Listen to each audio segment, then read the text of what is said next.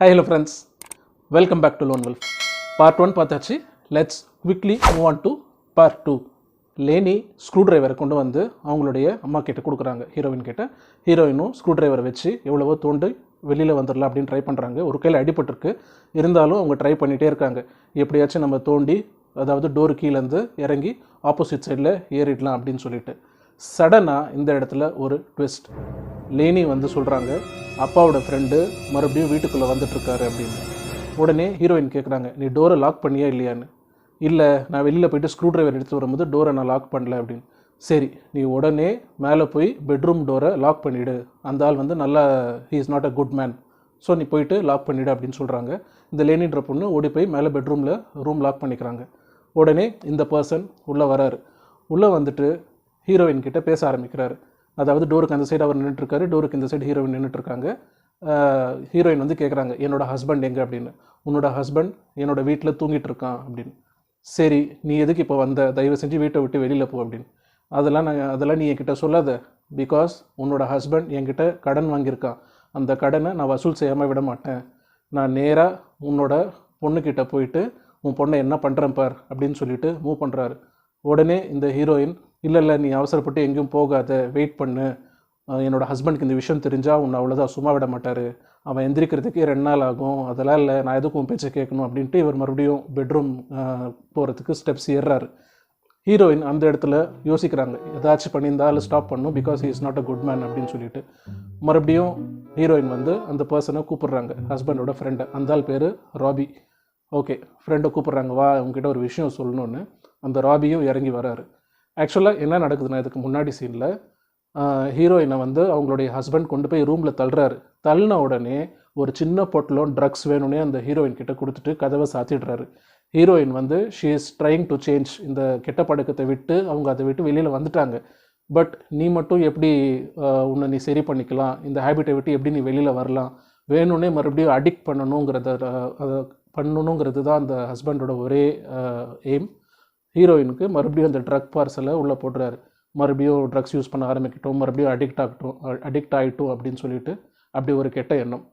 So அந்த ட்ரக்ஸை வச்சு ஹீரோயினுக்கு இப்போது ஒரு ஐடியா வருது. ஹஸ்பண்ட் கொடுத்த அந்த பொட்டலத்தை வச்சு இவங்க ராபி கிட்ட ஒரு டீல் பேசுகிறாங்க. என்ன சொல்கிறாங்கன்னா, நான் இந்த பொட்டலத்தை உனக்கு கொடுத்துட்றேன், நீயே வச்சுக்கோ, என் ஹஸ்பண்ட் எப்படியும் உனக்கு வந்து ஹீ ஓஸ் மணி, ஸோ நான் இந்த பொட்டலத்தை கொடுத்துட்றேன், நீ யூஸ் பண்ணிக்கோ, இது செமையான ஸ்டஃப் அப்படின்னு. உடனே இவங்ககிட்ட பொட்டலம் இருக்கிறது அப்படின்ற அந்த விஷயம் தெரிஞ்ச உடனே இந்த ராபின்றவன், ஓகே எனக்கு கொடு, நான் யூஸ் பண்ணணும், ஏன்னா அவனும் ஒரு அடிக்ட் தானே, கொடு நான் யூஸ் பண்ணணும் அப்படின்னு சொல்கிறான். உடனே இவங்க சொல்கிறாங்க, கண்டிப்பாக தரேன், பட் நீ அந்த பொட்டலத்தை எடுத்துகிட்டு உடனே வீட்டை விட்டு வெளியில் போயிடணும், வீட்டுக்குள்ளே இருக்கக்கூடாது, என்னையோ என் பொண்ணையும் நீ எந்த டிஸ்டர்பன்ஸும் பண்ணக்கூடாது அப்படின்னு. ஓகே, நான் கண்டிப்பாக நீ சொல்கிற மாதிரியே பொட்டலத்தை வாங்கிட்டு நான் போயிடுறேன் அப்படின்றாங்க. சரி, பொட்டலத்தை கொடு அப்படின்னா அந்த ராபி கேட்குறான். உடனே இவங்க ஹீரோயின் சொல்கிறாங்க, டோரு கீழே கையை விடு, நான் பொட்டலத்தை போடுறேன் அப்படின்னு. ஏன் டோர்கிட்டே நீ பொட்டலம் வைக்கலாமே, நான் கை விடணும்னு என்ன இருக்குது. இல்லை, ஐம் ஃபீலிங் வெரி சிக், என்னால் எந்திரிச்சு வந்து தர முடியல, நீ வந்து கையை நீட்டு நான் உனக்கு தரேன் அப்படின்றாங்க. சரி, நம்பி இவர் ராபியும் கையை நீட்டுறாரு. இவங்க பொட்டலத்தை கையில் எடுக்கிற மாதிரி எடுத்து அவங்ககிட்ட கொடுக்குற மாதிரி போகிறாங்க. பட் அவங்க கையில் இருந்த ஸ்க்ரூ டிரைவர் வச்சு இந்த ராபியோட கையில் இறக்கிடுறாங்க. குத்திட்டு பக்கத்தில் இருக்கிற கல் எடுத்து மறுபடியும் இன்னும் நல்லா ஆழமாக இந்த ஸ்க்ரூ டிரைவர் மேலே அடித்து இந்த ராபியோட பாம்பில் கையில் உள்ளே இறக்கிடுறாங்க. ராபி அந்த பக்கமாக பயங்கரமாக கத்துறான், நீ என்னை ஒழுங்காக இதை எடுத்து விடு, இல்லாட்டி உன் பொண்ணை நான் என்ன பண்ணுறேன் பாரு அப்படின்னு. அதெல்லாம் முடியாது, இங்கேருந்து வெளியில் போகணுன்னா நீயும் நானும் ஒன்றா தான் வெளியில் போகணும். ஸோ எதர் நீ எனக்கு ஹெல்ப் பண்ண வெளியில் போகிறதுக்கு, இல்லாட்டி நம்ம 2 பேரும் இங்கேயே கிடக்கலாம், என் புருஷன் எப்போ வந்து ஹெல்ப் பண்ணுறானோ அப்போ நம்ம 2 பேரும் வெளியில் போய்க்கலாம் அப்படின்னு. இந்த பக்கமாக ஹீரோயின் இருக்காங்க, அந்த பக்கமாக ராபி கையை டோரு கீழே நீட்டின மாதிரி கீழே படுத்து கிடக்கிறாரு.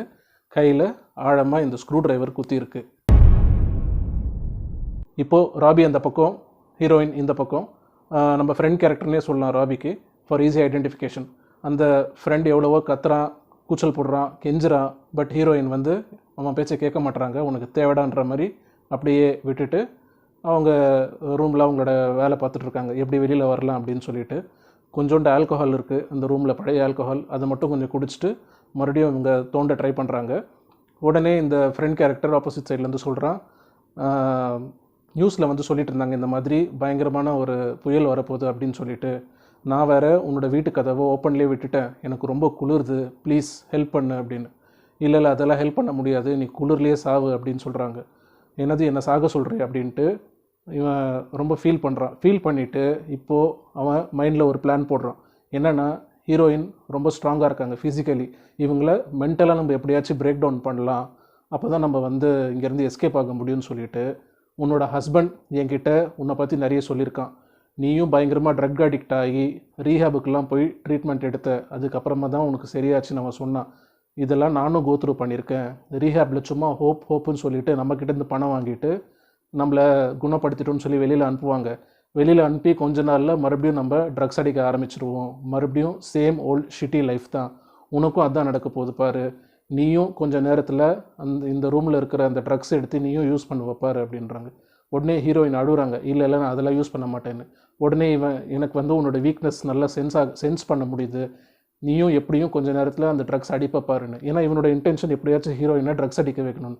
அவங்க மறுபடியும் ட்ரக்ஸ் எடுத்துட்டாங்கன்னா வீக் ஆயிடுவாங்க. வீக் ஆகிட்டா எப்படியாச்சும் இவன் எஸ்கேப் ஆகிடலாம், இவன் சொல்கிறத அவங்க கேட்பாங்கன்றது தான் இவனோட இன்டென்ஷன். மறுபடியும் ஹீரோயினை மேனுப்புலேட் பண்ணிகிட்டே இருக்கான். ஹீரோயின் மறுபடியும் அழுகுறாங்க, கத்துறாங்க.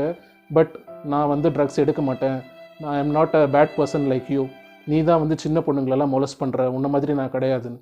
ஏதாவது சின்ன பொண்ணுங்களை நான் மொலஸ்ட் பண்ணுறேன்னா, உனக்கே இந்த மாதிரி மொலஸ்டர்ஸை பார்த்தா இவ்வளோ கோவம் வருது, சின்ன வயசில் நீ ஏதாச்சும் அண்டர்கோ பண்ணியா அப்படி இப்படின்ட்டு மறுபடியும் ஹீரோயினை போயிட்டு ஹர்ட் பண்ணுற மாதிரியே பேசிட்டு இருக்காரு. ஹீரோயின் அழுதுகிட்டே இருக்காங்க.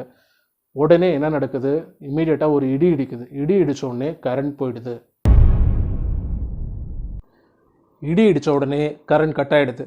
கரண்ட் கட் ஆன உடனே இந்த ஹீரோயினோட டாட்டர் லேனி பயப்படுறாங்க. பயந்து பெட்ரூம்லேருந்து இறங்கி ஓடி வராங்க அவங்க அம்மா கிட்ட. பட் இந்த ஃப்ரெண்ட் கேரக்டர் அங்கே இருக்கிறது லேனிக்கு தெரியல. அந்த ஃப்ரெண்ட் கேரக்டர் டக்குன்னு அந்த லேனின்ற பொண்ணை பிடிச்சிடுறான். பிடிச்சிட்டு ஹீரோயின் கிட்ட மிரட்டுறான், நீ ஒழுங்காக என்னை ரிலீஸ் பண்ணு, கையில் இருக்கிற ஸ்க்ரூ ட்ரைவரை எடுத்து விடு, இல்லாட்டி உன் பொண்ணை நான் விட மாட்டேன் அப்படின்னு. அவங்க பொண்ணு வந்து பயங்கரமாக கத்துறா, கூச்சல் போடுறா. ஹீரோயின் வந்து நீ பயப்படாதன்னு சொல்லிட்டு இருந்த அந்த மிச்ச ஆல்கோஹால் இருக்குல்ல அந்த ரூமில், அந்த ஆல்கோஹாலை இந்த ஃப்ரெண்ட் கேரக்டர் கையில் ஊற்றிட்டு உடனே மேட்ச் பாக்ஸ் வச்சு கொளுத்தி கையில் போட்டுடுறாங்க. இந்த ஆளோட கை எரிய ஆரம்பிச்சிருது. எரிய ஆரம்பித்தோடனே வெளியில் அந்த பொண்ணை விட்டுடுறான். விட்டுன உடனே அந்த பொண்ணு வந்து விட்ட உடனே அந்த பொண்ணு ஓடி போயிடுறாங்க. உடனே இவங்க கையில் இருக்கிற பிளாங்கெட்லாம், ரூமில் இருக்கிற அந்த பிளாங்கெட்லாம் கொண்டு வந்து, பிகாஸ் நெருப்பு பற்ற ஆரம்பித்த உடனே அந்த ரூமில் இருக்கிற டோர்லலாம் அந்த நெருப்பு அப்படியே இதை ஸ்ப்ரெட் ஆகிடுது. விட்டாங்கன்னா வீடு எரிஞ்சிடும். அதனால் இவங்க என்ன பண்ணுறாங்க, இந்த பிளாங்கெட் வச்சு உடனே இந்த டோர்லலாம் இந்த நெருப்பை இது பண்ணி விட்டுடுறாங்க, அணைச்சிடுறாங்க. இந்த ஆள் கத்துறான், கூச்சல் போடுறான். ஒரு பாயிண்ட் ஆஃப் டைமுக்கு அப்புறமா மயக்கமான மாதிரி சைலண்ட்டாக கிடக்குறான்.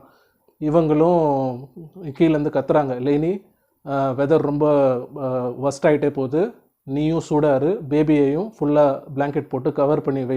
ஸோ லேனிக்கு இன்ஸ்ட்ரக்ஷன்ஸ் கொடுத்துட்ட அப்புறமா இவங்க இந்த பக்கமாக ஒரு மாதிரி டயர்டாயிடுறாங்க.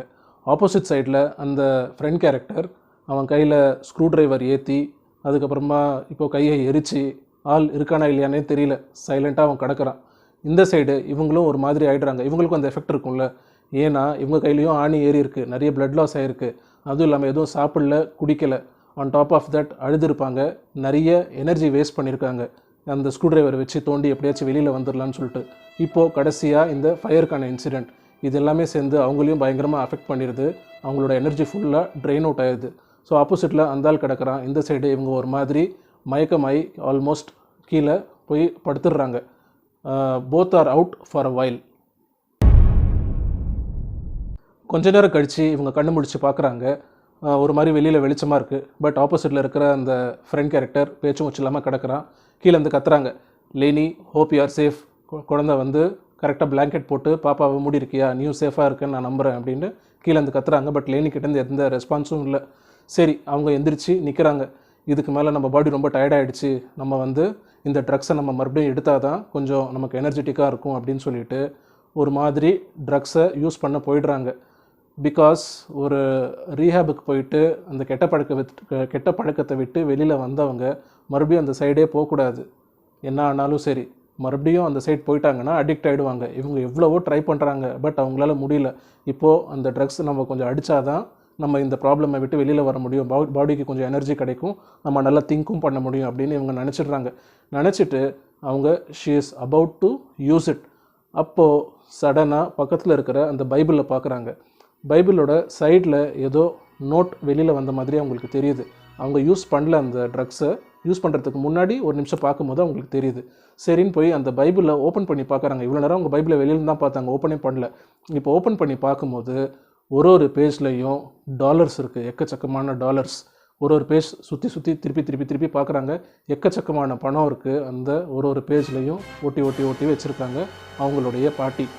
உடனே இவங்க பார்த்து ரொம்ப ஃபீல் ஆகிடுறாங்க. ஏன்னா பணத்துக்காக தானே ரொம்ப கஷ்டப்பட்டாங்க, இந்த ஊரை விட்டே போகணுன்னு நினைக்கிறாங்க.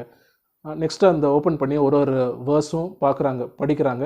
அதில் நம்ம டீட்டெயில்டாக போக வேணாம், ஒரு வேர்ஸ் மட்டும் அவங்க படிக்கிறாங்க. இந்த மாதிரி நல்ல மனுஷங்களையும் பார்ப்பேன், கெட்ட மனுஷங்களையும் பார்ப்பேன். உல்ஃப்லாம் வந்து ஷீப் மாதிரியான ட்ரெஸ்ஸில் வருவாங்க, க்ளோத்திங்கில் வருவாங்க அவங்கள ஏமாத்துறதுக்கு, அவங்கக்கிட்டேருந்து உஷாராக இருங்கன்னு ஒரு வேர்ஸ் படிக்கிறாங்க. இன்னொரு பக்கமாக என்னென்னா, நல்ல ட்ரீ நல்ல ஃப்ரூட்டை கொடுக்கும், மோசமான ட்ரீ மோசமான ஃப்ரூட்டை தான் கொடுக்கும், பட் நல்ல ட்ரீ மோசமான ஃப்ரூட்டை கொடுக்காது. அந்த மாதிரியான ஒரு வேர்ஸ் படிக்கிறாங்க. ஏன்னா இவங்களோட பிஸ்னஸே அதை நம்பி தானே இருக்குது.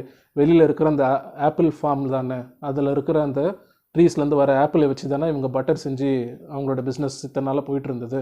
ஸோ அதை அவங்க ரிலேட் பண்ணிக்கிறாங்க. இது எல்லாமே நமக்காக தான். இந்த உல்ஃப் கேரக்டர் வந்து அவங்களோட ஹஸ்பண்டோட ஃப்ரெண்டு, அப்படி அவங்க ரிலேட் பண்ணிக்கிறாங்க. பண்ணிவிட்டு மறுபடியும் அந்த பைபிளை சுற்றி பேஜஸை திருப்பி பார்த்துட்டே இருக்காங்க. திருப்பி பார்த்துட்டே இருக்கும்போது அதில் ஒரு ஸ்டிக்கி நோட்ஸில் ஒரு பேஜ் ஒட்டியிருக்கு. என்னன்னு பார்த்தா, திஸ் பைபிள் இஸ் ஃபார் ஜெசிகான்ற மாதிரி அவங்களுடைய பாட்டி எழுதி வச்சுருக்காங்க. அதாவது உனக்கு கஷ்டன்றப்போ இந்த பைபிளை ஓப்பன் பண்ணி பாரு, இதில் இருக்கிற பணம் உனக்கு யூஸ் ஆகுன்ற மாதிரி. இவங்க ஒரு மாதிரி ரொம்ப ஃபீல் ஆகிடுறாங்க. நம்ம பாட்டி நமக்காக இவ்வளோ பண்ணியிருக்காங்க, பட் அவங்க கடைசி காலத்தில் நம்ம போய் அவங்கள பார்க்கக்கூட இல்லையேன்ற மாதிரி. ஓகே, இப்போது பணம் இருக்குது. நெக்ஸ்ட்டு அதில் திஸ் இஸ் ஃபார் யூ ஜெசிகான்னு அந்த பைபிளில் எழுதியிருக்கு. இன்னொரு விஷயமும் இருக்குது. என்னன்னா, அந்த ஆப்பிளை யூஸ் பண்ணி எப்படி ஆப்பிள் பட்டர் செய்கிறது அப்படின்னு சொல்லிட்டு அதுக்கான ரெசிபி அவங்க எழுதி வச்சுருக்காங்க. ஸோ இப்போது கைவசம் பிஸ்னஸும் தெரியும், எப்படி நம்ம இருக்கிற ஆப்பிளை வச்சு பட்டர் செய்யலாம், செஞ்சுட்டு நம்ம எப்படி அதை விற்கலாம் அப்படின்னு சொல்லிட்டு. அந்த பிஸ்னஸ் ஸ்டார்ட் பண்ணுறதுக்கு கொஞ்சம் பணம் தேவை, அதுக்கான பணமும் அவங்கக்கிட்ட இருக்குது. ஸோ இப்போது ஒரு ஹோப் அவங்களுக்கு கிடைக்கிது அந்த பைபிளை பார்த்துட்டு அப்புறமா. நெக்ஸ்ட்டு அந்த ரூமை சுற்றி பார்க்குறாங்க. பார்த்த உடனே அவங்களுக்கு ஒரு ஐடியா தோணுது. சரி, இந்த ஐடியா ஏன் நமக்கு முன்னே தோணிருந்தால் நம்ம இங்கேருந்து எஸ்கேப் ஆகிருக்கலாமே அப்படின்னு அவங்களுக்கு ஒரு தாட் வருது. அது என்னன்னா, வெயிட் பண்ணி அடுத்த வீடியோவில் தான் நம்ம அதை பார்க்கணும். அது வரைக்கும் சப்ஸ்கிரைப் பண்ணாதவங்க ப்ளீஸ் சப்ஸ்கிரைப் பண்ணுங்கள். Meet you soon with the climax. Until then, bye. Take care.